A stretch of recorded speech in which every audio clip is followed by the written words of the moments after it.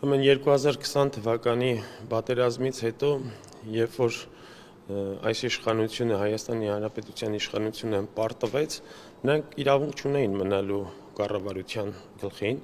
որպես կառավարություն, եւ հետո էլ օրջորժեր, թե ինքն է կառավարությունը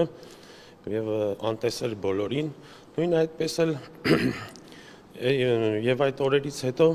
հիմա հարձակումը եկեղեցու վրա է, Մայրաթոր Սուրբ Էջմիածնի վրա, ինչպես ինքն է ասում, որ ես եմ կառավարությունը ու պետությունը, այնպես էլ նույն նմանակերպ նաև ամենայն հայոց կաթողիկոսն է եւ եկեղեցին։ Դրա համար մենք հոգեվորականներս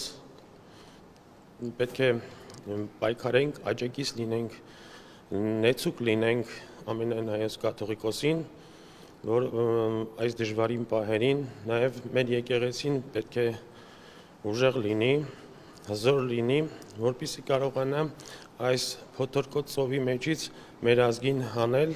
եւ տանել խաղաղ նավահանգիստ։